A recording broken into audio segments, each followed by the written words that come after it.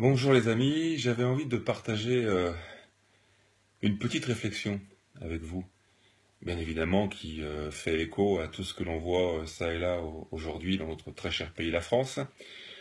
Alors vous savez, parfois, ce qui nous crève les yeux, ce qui est devant nos yeux tous les jours, c'est la chose qu'on ne voit pas. Je sais pas pourquoi, je sais pas d'où ça vient, l'être humain il doit être foutu comme ça, mais ce qui nous crève les yeux, on ne le voit pas. Alors plutôt que de s'en remettre à tous les maîtres à penser qui surgissent ça et là, tous les leaders de mouvements, Pierre, Paul, Jacques, les mecs qui veulent nous montrer du tout cuit, qui veulent nous proposer un avenir déjà préécrit selon ce que eux imaginent de l'avenir, se considérant comme étant à la place du peuple. Ça c'est de la phrase, il fallait la faire celle-là, hein. Elle est improvisée. Alors voilà, j'en reviens à mon idée selon laquelle on ne voit pas ce qui nous crève les yeux. Qu'est-ce qui nous crève les yeux aujourd'hui? On a quoi devant le pif? Franchement. Allez, un petit récapitulatif de tout ce qu'on dit ces derniers mois. On a cet état d'urgence qui se renouvelle tous les 2 mois. Alors c'est intéressant comme question, c'est-à-dire que quel, quel événement a surgi ces dernières semaines pour justifier qu'on renouvelle encore l'état d'urgence? Je vois pas, hein, d'accord. Donc, pourquoi est-ce qu'il ne propose l'état d'urgence que tous les 2, 3 mois renouvelable? C'est un CDI, l'état d'urgence. Bon, bah, c'est pour maintenir la population un petit peu en alerte, pour leur mettre un peu la boule au ventre. Enfin voilà, ça nous met la boule au ventre. On ne sait pas ce que sera demain, voilà. Et ça va durer, mais alors croyez-moi, longtemps, longtemps, longtemps. On sera encore en état d'urgence pour les élections de 2017, s'il y a des élections. Donc là, on met la pression sur la population, état d'urgence. Ça nous crève les yeux. Ce qui nous crève les yeux aussi, c'est le pipeau, le manège, les sirènes qu'on entend toute la journée. Ça, c'est Hollywood, ça nous crève les yeux. On en a déjà parlé. Autre chose qui nous crève les yeux, et j'en reviens à un petit sujet que j'ai évoqué il y a quelques jours où on m'a un petit peu taclé. Alors ce qui nous crève les yeux aujourd'hui, c'est qu'on a l'armée, bien sûr, l'état d'urgence, l'armée qui est présente un petit peu partout maintenant, dans les lieux publics, une armée très très très très jeune. Alors quand vous avez 20 ans, vous avez 22 ans, ça ne veut pas dire que vous n'êtes pas formé, j'ai jamais dit ça, mais ça veut dire, alors ça c'est mon humour un petit peu caricatural, que vous êtes un tout petit peu, vous voyez ce que je veux dire, immature. C'est pas grave, c'est pas un reproche, c'est pas une insulte de dire à un gars de 20 ans t'es immature. J'ai eu 20 ans, j'ai été immature, voilà, c'est la vie, c'est pas grave les enfants.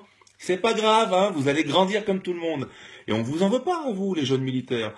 Mais ça nous crève les yeux. Alors, on va analyser ensemble.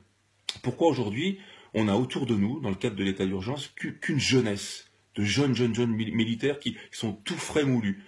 Parce qu'ils sont encore tendres et malléables. Parce que ces jeunes y croient encore. Parce que ces jeunes sont encore pleins d'espoir dans leur tête. Donc cela, pour nos dirigeants, ils sont facilement manipulables. On leur dit tu fais ça, ils font ça. Mais c'est normal, c'est pas un reproche. J'ai rien contre ces jeunes militaires et ceux qui n'ont pas compris ça. Pouh, mais stop les gars, votre cerveau vous devez l'utiliser.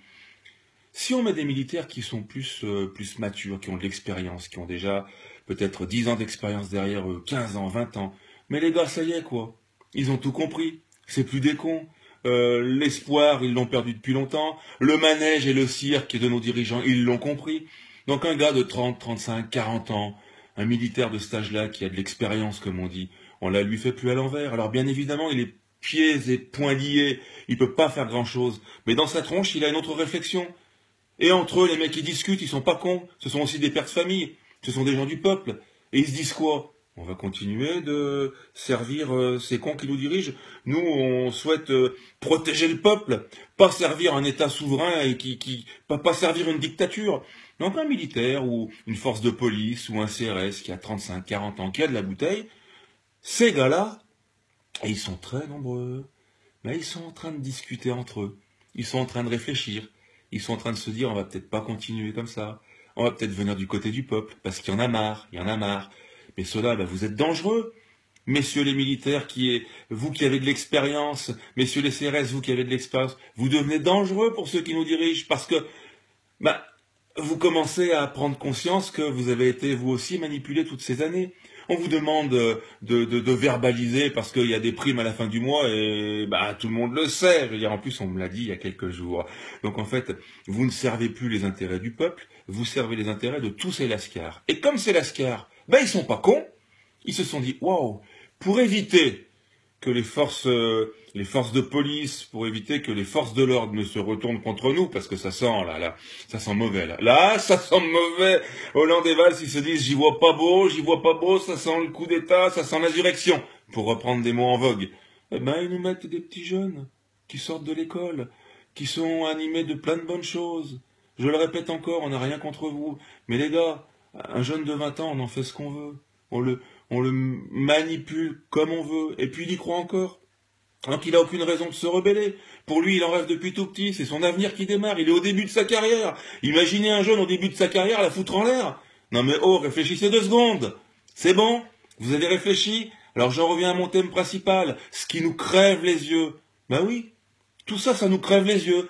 Maintenant, faut-il encore passer des yeux au cerveau? Et c'est peut-être ça qui est difficile pour certains.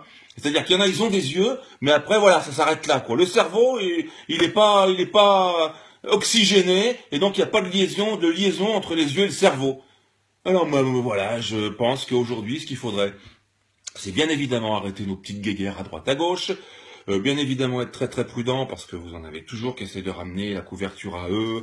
Là aujourd'hui, c'est tellement le bordel de partout que vous allez voir des nouveaux chefs en vogue qui eux aussi n'ont pas forcément la bonne connexion ou les bonnes liaisons entre ce qu'ils disent, ce qu'ils voient et ce qu'ils vont faire, leur façon d'agir. Ça, chacun sa merde, comme on dit.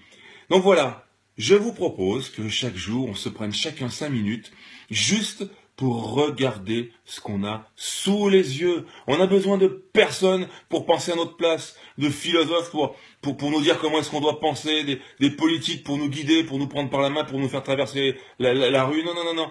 On se pose et on regarde tout simplement ce qu'on a devant les yeux. Alors, peut-être qu'il faut s'essuyer la merdouille qu'on a devant les yeux et on y verra plus clair. Voilà, petite suggestion. Bon, alors moi aussi, vous inquiétez pas, je suis souvent aussi en train de faire comme ça, je suis pas plus intelligent que les autres, Mais bon, j'avais juste envie de vous dire qu'aujourd'hui, eh bien, il faut pas tout le temps gober, gober et gober. Et je vous embrasse.